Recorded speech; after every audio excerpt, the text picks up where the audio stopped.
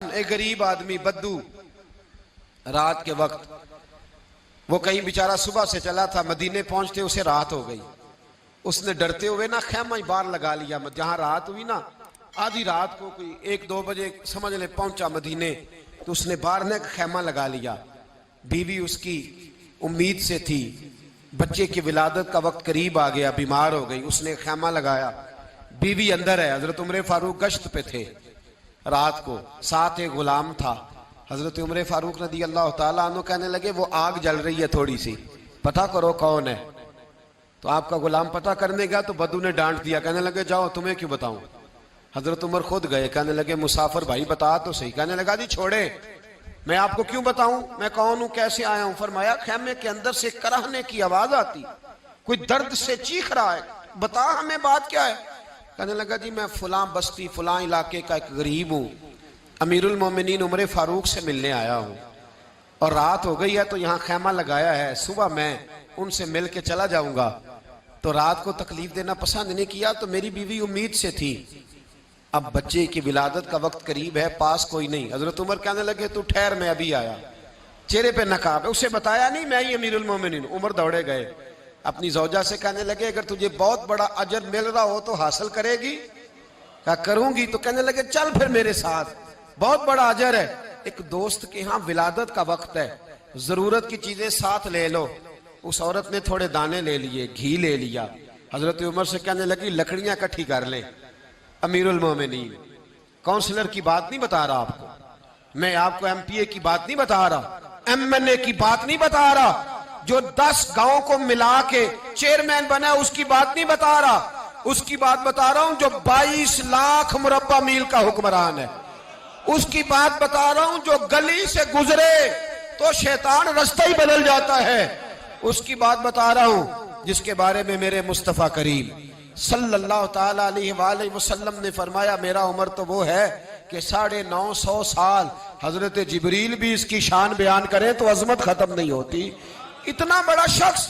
हजरत उमर ने लकड़ियां इकट्ठी की, ईंटों का रोड़े लेके चूल्हा बनाया, पहुंच गए। आपकी जौजा कहने लगी ये थोड़े दाने डालने, घी डालने और एक लकड़ी लेके इसको हिलाएं, तैयार करें। खुद जौजा अंदर चली गई, हजरत उमर बाहर पकाने लगे। वो बद्दू कहता है मैं इस तरह का उनके साथ बिहेव करने लगा जैसे को किसी चौकीदार के साथ नहीं करता। मैंने समझा जी उमर ने चौकीदार रखे आने जाने वाले मेहमानों का। मैं कभी पानी का प्याला मांगता, कभी कोई बात, उमर दौड़े जाते, कभी पानी लाते। ओ मुसलमानों, ओ मेरे रसूल के गुलाम अजीजो, हजरत उमर फारूक। वो गुलाम कहता है मैं उमर से कहता, मैं कहता गुलाम पानी ला, तो उमर दौड़ के पानी लाते। मैं कहता तुझे घी पकाना भी आता है, पहले भी कभी पकाया है? तो उमर फरमाते कोशिश तो कर रहा हूं। मैं कहता पहले भी कभी तेरी बीवी ने ये काम किया है? तो हजरत उमर कहने लगे मुझे याद नहीं, पूछ के बताऊंगा। कहते हैं क्या रंग था, क्या अंदाज था, क्या मुस्तफा की तरबियत थी, क्या अंदाज हुजूर ने सिखाए गुलामों को। ये किस तरह का अमीर है कि ये हंडिया पका रहा है, फूंके मार रहा है एक गरीब के लिए, देहाती के लिए जिसे जानते भी नहीं। अंदर उस शख्स की बीवी के यहां बेटा पैदा हुआ तो हजरत उमर की बीवी अंदर से बोल के कहने लगी अमीरुल मोमिनीन मुबारक हो, आपके दोस्त के यहां बेटा पैदा हुआ है। जब कहा ना अमीरुल मोमिनीन मुबारक हो, तो वो शख्स कहता है मेरे हाथ कांपने लगे और मैं इस तरह दौड़ा कि मेरी पगड़ी गिर गई। मैं दौड़ा तो उमर ने बुलाया, कहा किधर जाते हो?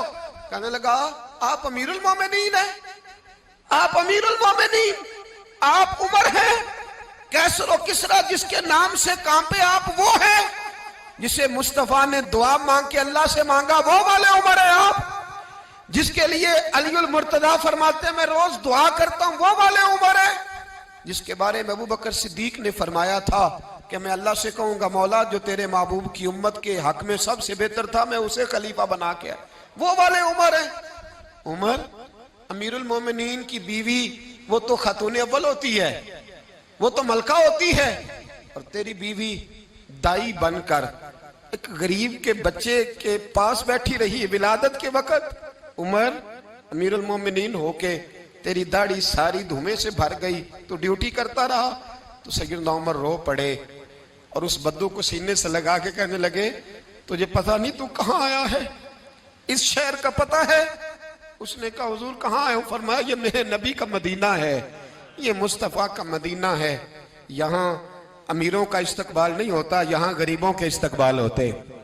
यहाँ हुजूर ने इस स्टेट पे मेरे रसूल पाक ने वो वाला रंग दिया है कि अब गरीब सर उठा के जीने लगे हैं, अब मजदूरों को इज्जतें मिलने लगी हैं, अब यतीमों ने सर उठा लिया है कि हमारा कोई सुनने वाला आ गया है।